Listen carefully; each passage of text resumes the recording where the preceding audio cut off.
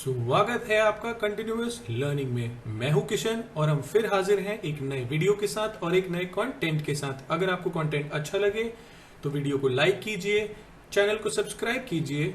अगर आपका कोई भी वैल्यूएबल सजेशन या फीडबैक हो उसे नीचे कमेंट सेक्शन में टाइप कीजिए और इस वीडियो को ज्यादा से ज्यादा लोगों के साथ शेयर कीजिए। सो let us begin.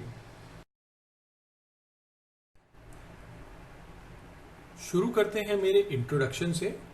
So I am Kishan Kumar Mishra, a BTech mechanical graduate with an experience of 10 plus years in automotive and non-automotive industries. I have imparted more than 2000 man hours of classroom trainings on quality, excellence and management concept. I am a Six Sigma Black Belt professional and also a certified internal auditor for ISO 9000, 14000 and 45000. क्या आप quality department से हैं या आपने हाल फिलहाल में कोई interview दिया है और एक क्वेश्चन बार बार आपको परेशान कर रहा है कि यार इंटरव्यू तो मैंने बहुत अच्छा दिया था मगर मैं फिर भी क्लियर नहीं हुआ? अगर ऐसी सिचुएशन है तो आप बिल्कुल सही वीडियो देख रहे हैं। इस वीडियो में हम बात करने वाले हैं उन क्वेश्चंस की जो क्वालिटी डिपार्टमेंट में इनके इंटरव्यू में पूछी जाती है, चाहे क्वालिटी एश्योरेंस हो, क्वालिटी कंट्रोल हो या क्वालिटी सिस्टम हो। ये क्वेश्चंस बिगिनर लेवल से मिडिल मैनेजमेंट लेवल यानी इंजीनियर से असिस्टेंट मैनेजर किसी के सामने भी आ सकती हैं। वीडियो थोड़ी सी लंबी है मगर बहुत बहुत इंपॉर्टेंट है, तो वीडियो के अंत तक बने रहिएगा, कभी पार्ट मिस मत कीजिएगा, काफी चीजें आपको क्लियर हो जाएंगी। तो चलिए वीडियो शुरू करते हैं।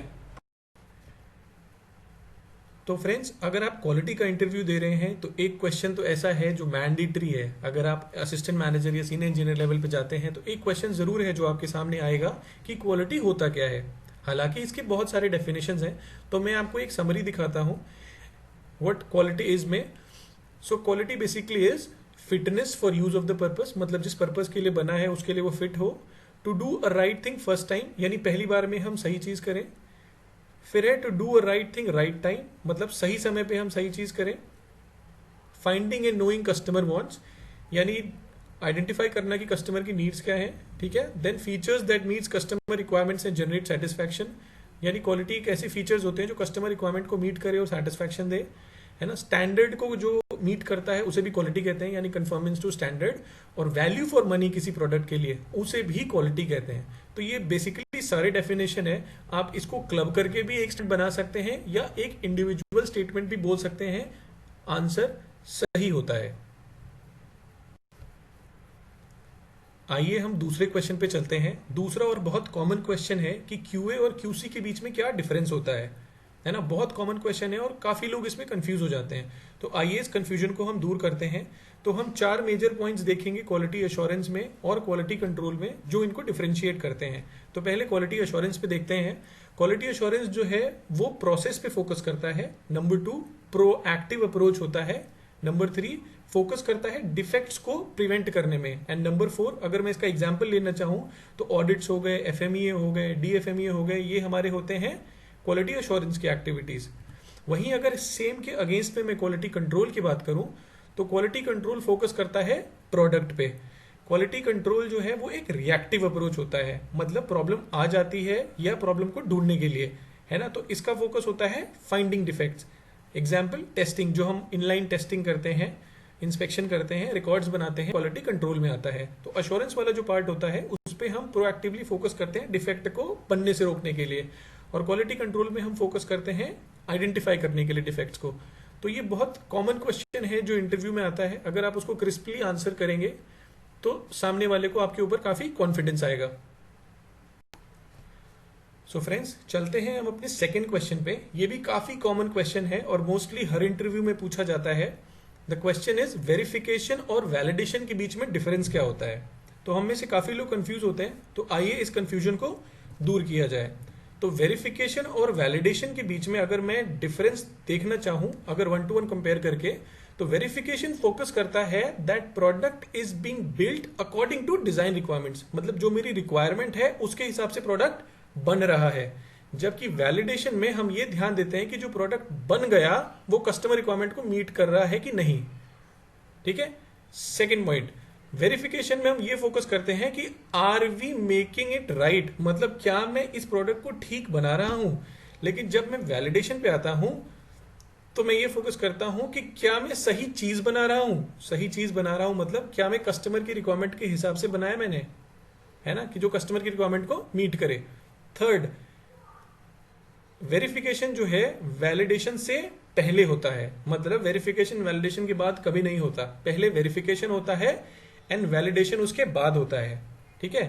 Fourth, evaluating product of a development phase is verification and evaluating product at closing of a development process is validation. बहुत सिंपल सेंटेंसेस हैं, बहुत क्लियर तरीके से हमने यहाँ पे डिफाइन किया है। अगर आप इन चीजों को ध्यान रखेंगे तो आगे कभी इस पे कंफ्यूज नहीं होंगे।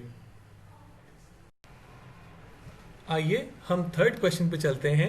कोइंसिडेंटली ये भी एक बहुत कॉमन क्वेश्चन है। अगर आप किसी ऐसे ऑर्गेनाइजेशन या इंडस्ट्री में अप्लाई कर रहे हैं जहां पर आपको इंजीनियरिंग ड्राइंग्स पढ़नी पड़ेगी या डिजाइनिंग का कुछ काम होगा, तो बहुत कॉमन है ये क्वेश्चन और मोस्टली हम इसमें कंफ्यूज हो जाते हैं एक्सप्लेन करने में। तो आइए टॉलरेंस वर्सेस अलाउंस का हम एक 1-to-1 कंपैरिजन समझते हैं और इस तरीके से समझते हैं कि आगे जाकर हम कभी इस क्वेश्चन पे कंफ्यूज ना हो। तो टॉलरेंस होता है total amount that a specification can very, मतलब वो रेंज जिसके बीच में मैं पार्ट को मैन्युफैक्चर कर सकता हूं। जबकि अलाउंस होता है difference between two mating parts, यानी दो मेटिंग पार्ट्स का डिफरेंस। एग्जांपल लेके समझाता हूं, लाइक अ होल और शाफ्ट। होल और शाफ्ट के डायमेंशंस के बीच में जो मैं डिफरेंस देता हूं मेटिंग पार्ट्स के बीच में, उसे अलाउंस कहते हैं। सेकेंड, टॉलरेंस बेसिकली होता है difference between higher limit and lower limit, यानी कस्टमर ने जो हायर लिमिट और लोअर लिमिट दे रखी है उसके बीच के डिफरेंस को हम टॉलरेंस कहते हैं। जबकि अलाउंस क्या होता है, हम वो इंटेंशनल डिफरेंस जो हम प्रोवाइड करते हैं होल के लोअर लिमिट में और शाफ्ट के अपर लिमिट में, ताकि उसका जो फिट है वो प्रॉपर रह सके, मैन्युफैक्चरिंग प्रॉपर हो सके, है ना। तो टॉलरेंस इसलिए देना पड़ता है कि हर बार हम सेम साइज का पार्ट नहीं बना सकते, तो हमें एक टॉलरेंस चाहिए होती है जो हमें कस्टमर प्रोवाइड करता है। जबकि अलाउंस हम देते हैं डायमेंशंस में मीटिंग पार्ट के to obtain a required type of fit. अगर हम अलाउंस नहीं देंगे तो दो मीटिंग पार्ट्स आपस में फिट नहीं होंगे। एग्जाम्पल लेके देखते हैं, अगर 5 + -2 का डायमेंशन है तो मैं 3 mm to 7 mm मैन्युफैक्चर कर सकता हूं, इसे कहेंगे टॉलरेंस। लेकिन अलाउंस में क्या होता है, अगर पॉजिटिव हमने उसमें क्लियरेंस या डिफरेंस दे रखा है, पॉजिटिव डिफरेंस, तो उसको मैं कहता हूं क्लियरेंस, और अगर नेगेटिव साइड में होता है मेरा डिफरेंस तो उसे मैं कहता हूं इंटरफेरेंस। तो ये दो अलग वर्ड्स हैं जिसको हम अलग से डिस्कस कर लेंगे। तो बेसिकली ये चार ऐसे डिफरेंसेस हैं जो बहुत ही क्लियर तरीके से एक दूसरे को डिफरेंशिएट करते हैं। तो आई होप ये आपको भी समझ में आ गया होगा एंड गोइंग फॉरवर्ड आप इसे कभी भूलेंगे नहीं। चलते हैं हम अपने नेक्स्ट क्वेश्चन पे। अगर आप एक मैकेनिकल इंजीनियर हैं और एक मैकेनिकल फर्म में अप्लाई कर रहे हैं या ऑटोमोटिव इंडस्ट्री में अप्लाई कर रहे हैं, तो ये क्वेश्चन आपके सामने आ सकता है। इसमें बेसिकली आपके सामने कुछ सिंबल्स रखे जाएंगे या बनाए जाएंगे और आपको बताना पड़ेगा कि उन सिंबल्स का क्या मतलब होता है। So this is a common type of geometric characteristics, जैसे स्ट्रेटनेस हो गया, सर्कुलैरिटी हो गई, पैरेललिज्म हो गया, तो आपको सिंबल्स पढ़ने आने चाहिए। इसके अलावा अगर आप सरफेस फिनिश के सिंबल्स को भी अच्छे से पढ़ सकते हैं। कई जगहों पर वेल्डिंग होता है तो वेल्डिंग के भी कुछ सिंबल्स होते हैं कि उस सिंबल्स को कैसे इंटरप्रेट किया जाता है। अगर आप डिजाइन के लिए अप्लाई कर रहे हैं या क्वालिटी मैकेनिकल में अप्लाई कर रहे हैं तो आपको प्रोजेक्शंस का भी समझ होना चाहिए, what is first angle projection and what is third angle projection. तो मैंने आपके सामने जस्ट एक एग्जांपल लिया है, इसको दूसरे तरीके से समझने के लिए एक दूसरा एग्जांपल है।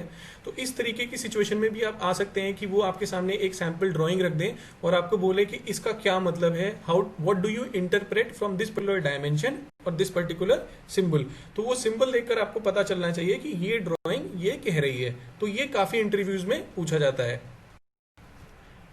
तो आइए चलते हैं नेक्स्ट क्वेश्चन पे, और ये एक ऐसा क्वेश्चन है जिसके बगैर एक मैकेनिकल इंजीनियर का इंटरव्यू हो ही नहीं सकता अगर उसे इंस्ट्रूमेंट्स और उनके लीस्ट काउंट के बारे में ना पूछा जाए। तो काफी तरीके के इंस्ट्रूमेंट्स यूज होते हैं, बट मोस्टली 2 या 3 तरीके के इंस्ट्रूमेंट्स होते हैं जिनका लीस्ट काउंट पूछा जाता है। तो वो कुछ इस तरह के होते हैं, वर्नियर कैलिपर, माइक्रोमीटर और हाइट गेज। तो इसके तीनों के दो वर्जन होते हैं, मैनुअल भी होता है, डिजिटल भी होता है। तो आपको वीडियो में दिख रहा होगा कि वर्नियर कैलिपर के मैनुअल और डिजिटल का लीस्ट काउंट क्या है, माइक्रोमीटर का क्या है और हाइट गेज का क्या है। तो इसके अलावा जो बाकी इंस्ट्रूमेंट्स यूज होते हैं उनका भी लीस्ट काउंट पूछा जा सकता है, तो आप उसके लिए भी प्रिपेयर रहिए। साथ ही जो इंस्ट्रूमेंट हम यूज करते हैं उसके पार्ट्स के नाम भी पूछे जाते हैं। और उनका क्या पर्पस है। जैसे फॉर एग्जांपल आप माइक्रोमीटर में देखोगे तो थंब स्केल होता है, मेन स्केल होता है। उसी तरीके से हाइट गेज में आपको पता होना चाहिए, मेन स्केल होता है, स्लाइडर होता है, वर्नियर स्केल होता है, लॉकिंग मैकेनिज्म होती है ना। तो यू शुड अंडरस्टैंड कि इंस्ट्रूमेंट क्या होता है, कैसे काम करता है, इनके प्रिंसिपल्स क्या होते हैं काम करने के, एंड उसको कैसे यूज करा जाता है। So this is a common question, अगर आप मैकेनिकल में हैं तो आपसे पूछा जाएगा ही जाएगा, तो हम अपने आप को उस हिसाब से रेडी कर सकते हैं। Moving on to the next question we have कि 7 QC टूल्स क्या होते हैं, है ना। तो हमें पता है कि 7 QC टूल्स होते हैं process flow diagram, check sheet, histogram, Pareto diagram, cause and effect diagram, scatter diagram और कंट्रोल चार्ट्स। तो इन्हें कहाँ कहाँ यूज करना चाहिए, है ना। जैसे प्रोसेस फ्लो डायग्राम हम यूज करते हैं प्रोसेस फ्लो को डिफाइन करने के लिए, इसके स्पेसिफिक सिंबल्स होते हैं जो अलग अलग सिचुएशन में हम यूज करते हैं। कॉज एंड इफेक्ट डायग्राम हम यूज करते हैं कॉजेज को स्ट्रैटिफाई करने के लिए, जो हम ब्रेनस्टॉर्मिंग से आइडेंटिफाई करते हैं मैन मशीन मटेरियल मेथड में। स्कैटर प्लॉट या स्कैटर डायग्राम हम यूज करते हैं बेसिकली दो वेरिएबल्स के बीच का कोरिलेशन आइडेंटिफाई करने के लिए। पेरेटो यूज करते हैं प्रायोरिटाइज करने के लिए। तो आपको पता होना चाहिए कि कौन सा टूल कहाँ अप्लाई करना है। हो सकता है आपको एक एग्जाम्पल देखकर ये भी बताया जाए कि आप ये करके दिखाइए। एक कई बार होता है एक प्रैक्टिकल छोटा सा सेशन हो जाता है, तो प्लीज़ बी प्रिपेयर्ड, आपके पास एग्जाम्पल्स होने चाहिए अपने उस नॉलेज को एग्जाम्पल्स में कन्वर्ट करने के लिए। आइए अगले क्वेश्चन पे चलते हैं। अगर आप क्वालिटी सिस्टम्स के लिए अप्लाई कर रहे हैं तो ये क्वेश्चन ज़रूर आपके सामने आता है कि क्वालिटी में हम डॉक्यूमेंटेशन क्यों करते हैं। तो आइए उसको समझते हैं। तो डॉक्यूमेंटेशन करने से ऐसे सिचुएशनों में क्या आंसर करना चाहिए। So this is a set, अगर आप इसको कंबाइन करके आंसर करेंगे तो ये क्वेश्चन कंप्लीटली आंसर हो जाएगा। डॉक्यूमेंटेशन करने से नंबर 1 लोगों में अकाउंटेबिलिटी बढ़ती है, 2 प्रोसेस कंप्लीट हो जाता है अगर हम उसे डॉक्यूमेंट कर लेते हैं तो, 3 कोई भी प्रोसेस मैंने डॉक्यूमेंट कर लिया है तो उसको उसमें कंसिस्टेंसी आ जाती है क्योंकि सेम डॉक्यूमेंट है जिसको सब फॉलो कर रहे हैं। 4th डॉक्यूमेंट करने से क्या होता है कि अगर मैंने डॉक्यूमेंट कर लिया कोई action item with responsibility and target date तो उसकी कंप्लायंस के भी चांसेस बढ़ जाते हैं, है ना। कम्युनिकेशन इंप्रूव हो जाता है और रिकॉर्ड्स की अवेलेबिलिटी रहती है जब भी मुझे चाहिए। तो ये सारे पॉइंट्स को अगर क्लब करके आप एक आंसर बनाएंगे तो this is the best answer which I think would be for a question कि व्हाई इज डॉक्यूमेंटेशन इंपॉर्टेंट। आइए नेक्स्ट क्वेश्चन पे चलते हैं। तो जनरली IATF ड्रिवन ऑर्गेनाइजेशंस में एक क्वेश्चन आता है कि what are the core tools of IATF। तो फ्रेंड्स इसका सिंपल आंसर है IATF के 5 कोर टूल्स होते हैं, SPC, MSA, PPAP, FMEA और APQP। तो इनके फुल फॉर्म भी पूछे जा सकते हैं और इनकी छोटी सी समरी भी आपसे पूछी जा सकती है। जैसे APQP is an abbreviated form of advance product quality planning, SPC होता है स्टैटिस्टिकल प्रोसेस कंट्रोल, MSA होता है मेजरमेंट सिस्टम एनालिसिस, PPAP होता है प्रोडक्ट पार्ट अप्रूवल प्रोसेस और FMEA होता है failure mode and effect analysis. तो आपको इनकी समरी पता होनी चाहिए। जैसे FMEA हम रिस्क एनालिसिस के लिए यूज करते हैं। एडवांस प्रोडक्ट क्वालिटी प्लानिंग जो है it is a tool box of methods and techniques जो हम यूज करते हैं टू अश्योर कि प्रोडक्ट क्वालिटी हम एश्योर करते हैं by communicating requirements, specification and risk. तो इन सब के बारे में हमें एक ब्रीफ आइडिया होना चाहिए कि ये टूल्स क्या क्या होते हैं। सो गोइंग फॉरवर्ड इन टूल्स पे भी मैं अलग से एक वीडियो बनाऊंगा, but we have to keep ourself ready कि इसकी एक छोटी सी समरी हमसे इंटरव्यू के टाइम पूछी जा सकती है। चलते हैं नेक्स्ट क्वेश्चन पे। तो अगर आपने अपने रिज्यूम में प्रोसेस कैपेबिलिटी का कहीं पे जिक्र कर रखा है तो आपसे ये क्वेश्चन जरूर पूछा जाएगा कि कितने तरीके के कॉजेज होते हैं या कॉज वेरिएशंस होते हैं SPC में। तो इसका बहुत सिंपल आंसर है, 2 तरीके के वेरिएशन होते हैं, कॉमन कॉज वेरिएशन और स्पेशल कॉज वेरिएशन। तो आइए इसको समझते हैं क्या होते हैं। तो common cause variation basically natural issues या नॉइज होते हैं जो प्रोसेस का हिस्सा होते हैं, ठीक है। 2 वेरिएशंस आर प्रॉब्लम, मतलब ये प्रॉब्लम तो होते हैं but they are part of the process और एक्सपेक्टेड होते हैं। तो अगर वेरिएशन होते हैं ना तो ये एक हमारे लिए इंडिकेटर होता है कि प्रोसेस हेल्दी है, ठीक है। अगर कोई वेरिएशन नहीं हो रहा तब भी कुछ गड़बड़ होती है प्रोसेस में, ठीक है। तो ये कंसिस्टेंट होते हैं, स्टेबल होते हैं, इन्हें एलिमिनेट करना बहुत मुश्किल होता है, रिड्यूस करना भी मुश्किल होता है, बट हम इनको अवॉइड करने की कोशिश करते हैं। जैसे नॉर्मल वियर एंड टियर, हमारा कोई पंचिंग टूल है, मुझे पता है कि 5000 पीस बाद 10,000 पीस बाद ये इसका वियर एंड टियर होगा, तो मैं फिर उसके हिसाब से प्लान कर सकता हूँ कि आफ्टर एवरी इतने नंबर ऑफ पीसेस मैं उसको चेंज कर दूं। तो ये कॉमन कॉज है, होगा ही होगा। दूसरा कैटेगरी होता है स्पेशल कॉज वेरिएशन। तो स्पेशल कॉज क्या होता है कि ये वेरिएशंस हैं जो डेवलप हो जाता है प्रोसेस में, और ये ऐसे वेरिएशंस होते हैं जो पहले कभी नहीं देखे गए हों, है ना। ये एक तरीके के डिफेक्ट्स होते हैं सिस्टम में, तो इनको आइडेंटिफाई करके रिजॉल्व करना बहुत ज़रूरी है, क्योंकि ये सरप्राइजली आते हैं। जैसे अचानक से मशीन ख़राब हो गई, पावर चला गया, है ना, रॉ मटेरियल का बैच पूरा पूरा ख़राब आ गया। तो स्पेसिफिक कॉज जो होते हैं लिंक्ड होते हैं, और इनको एलिमिनेट करना आसान होता है क्योंकि इसका रूट कॉज हम आसानी से आइडेंटिफाई कर लेते हैं। ठीक है, तो इसको अगर मैं ग्राफ के थ्रू समझना चाहूँ तो ये ग्राफ है। अगर आप देखेंगे तो रेड कलर की लाइन मेरी प्रोसेस की लिमिट्स दिखा रही है, कंट्रोल लिमिट, अपर लिमिट और लोअर लिमिट। तो इसके बीच में जो मेरा प्रोसेस परफॉर्म कर रहा है, तो उस वेरिएशन का कॉज वो कॉमन कॉज होता है। अगर कोई पॉइंट इससे बाहर चला जाता है, जैसे इस केस में दिख रहा है एक पॉइंट बाहर गया है, तो वो स्पेशल कॉज ऑफ वेरिएशन होगा। तो इस तरीके से हम समझा सकते हैं इंटरव्यू में। नेक्स्ट क्वेश्चन आ जाता है उन लोगों के लिए, अगर आप क्वालिटी एश्योरेंस अपने रिज्यूम में हाईलाइट कर रहे हैं तो पूछा जाता है कि क्या एफएमईए के बारे में आप जानते हैं। तो एफएमईए को कैसे समराइज कर सकते हैं मैं आपको बताता हूँ, ध्यान से इस वीडियो को देखिए। तो एफएमईए बेसिकली एक रैट होता है, यहाँ पे रैट चूहा नहीं है।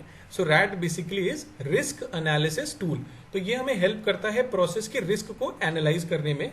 इसका फुल फॉर्म होता है failure mode and effect analysis. तो इसमें हम पोटेंशियल फेलियर्स आइडेंटिफाई करते हैं। मोड का मतलब है किस किस तरीके से फेलियर्स होंगे, इफेक्ट का मतलब है क्या इम्पैक्ट पड़ेगा इस फेलियर मोड का, और एनालिसिस में हम करते हैं रिस्क को स्टडी करते हैं और रिड्यूस करते हैं। तो FMEA basically helps us to identify कि मेरे प्रोसेस या प्रोडक्ट में क्या गलत हो सकता है। This is a risk analysis tool. तो इस तरीके से आप कन्विंस कर सकते हैं इंटरव्यूअर को कि you have a very detailed या बेसिक लेवल इंफॉर्मेशन भी आपके पास है कि एफएमई क्या होता है, क्यों करते हैं। एक बार आपको इसका टेम्पलेट भी देख लेना चाहिए कि how does N FME template look like. कई बार उस पर क्वेश्चन आ जाते हैं कि अगर हम किसी चीज़ का इम्पैक्ट देखना है तो उसमें सिवियरिटी आ जाती है, कितनी बार आ रहा है फ्रीक्वेंसी देखना, अकरेंस आ जाता है, डिटेक्शन आ जाता है ना। तो ये सारी चीज़ें हम से पूछा जा सकता है। तो अगर एक आपसे ब्रीफ समरी पूछी जाए, छोटी सी समरी पूछी जाए, तो आप ऐसे उसे एक्सप्लेन कर सकते हैं।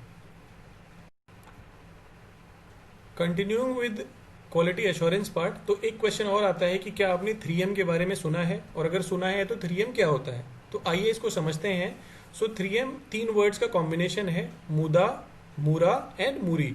सो ये जापानीज वर्ड हैं। इसमें मुदा का मतलब होता है वेस्ट, मूरा का मतलब होता है अनइवननेस, मूरी का मतलब होता है ओवरबर्डन। तो मुदा में जैसे हमने वेस्ट लिखा है, तो वेस्ट का मतलब यहाँ सिर्फ स्क्रैप नहीं होता, यहाँ पर हर वो एक्टिविटी होती है जो वैल्यू ऐड नहीं करती।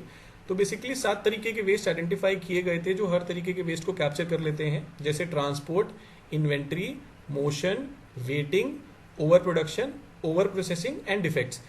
उसी तरीके से मूरा में आते हैं, तो मूरा में हम अनइवननेस की बात करते हैं कि ऐसा वर्कलोड जो बैलेंस नहीं हो रखा है ना। तो ये बिजनेस ऑपरेशंस में काफ़ी इनकंसिस्टेंसीज लेकर आते हैं। जब हम मूरी पर आते हैं तो मूरी बेसिकली इंडिकेट्स हर वो काम जो बर्डन क्रिएट करता है टीम मेंबर्स के लिए और प्रोसेसेस के लिए। कई बार हम देखते हैं कि एम्प्लॉयज़ को ओवर टाइम करना पड़ता है टारगेट्स को मीट करने के लिए। तो ऐसे सिचुएशंस को हम मूरी में लेकर आते हैं। तो ये 3 तरीके के एम्स होते हैं, और इन एम्स में फिर इसका जापानीज वर्ड है मुदा, मूरा एंड मूरी, और इंग्लिश में मच का मतलब होता है वेस्ट, अनइवननेस और ओवरबर्डन। तो ये भी आपसे पूछा जा सकता है कि एक क्या होते हैं, क्या आपने अपनी पिछली कंपनी में इससे रिलेटेड कोई काइजन किया है, अगर किया है तो उसका एग्जाम्पल आपसे पूछा जा सकता है। So let us move to the next question. अगर आप क्वालिटी एश्योरेंस में हैं तो आपके पास ये क्वेश्चन आएगा, है ना, मैक्सिमम केसेस में, कि पोकायोके क्या होता है।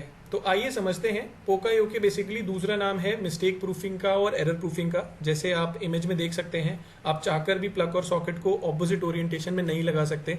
ब्लॉक में देखिए स्लॉट्स बने हुए हैं, तो आप वही ऑब्जेक्ट उसमें फिट कर सकते हैं। तो बेसिकली पोकायोके का मतलब होता है, poka means mistake and yoke means proofing.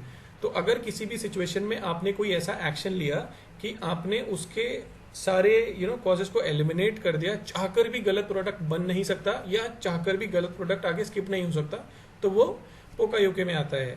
तो पोकायोके बेसिकली शिजियो शिंगो ने डिफाइन किया था, एंड इनका पर्पस था या इनका थॉट प्रोसेस था कि इन एडवर्टेंट मिस्टेक जो है कोई भी कर सकता है ना।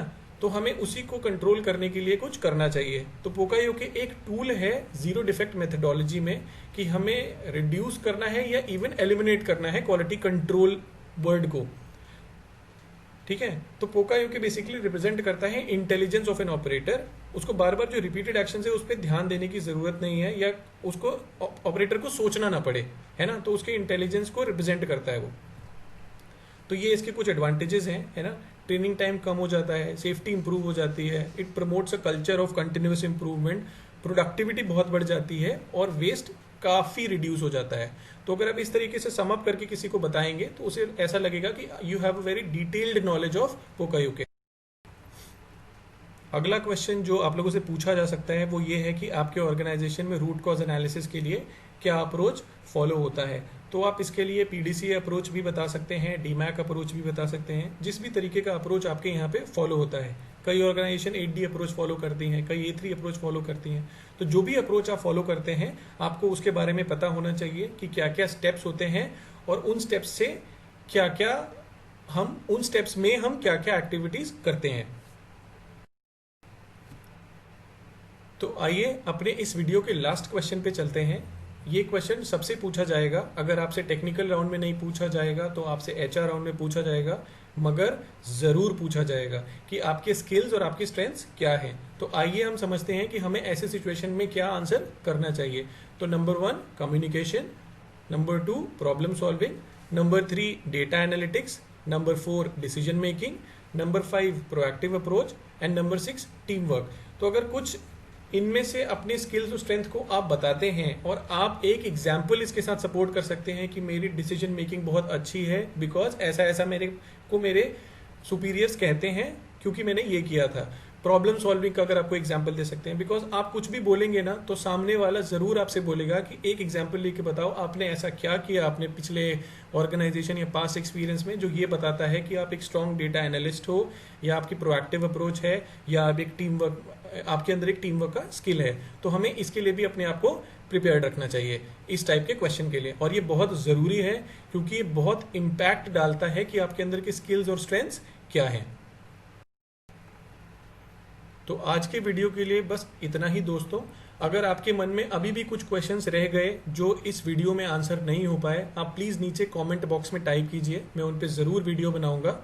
और आशा करता हूँ इस वीडियो के बाद जितने भी लोग फर्दर इंटरव्यू के लिए जाएंगे वो 110% इंटरव्यू को क्रैक कर लेंगे।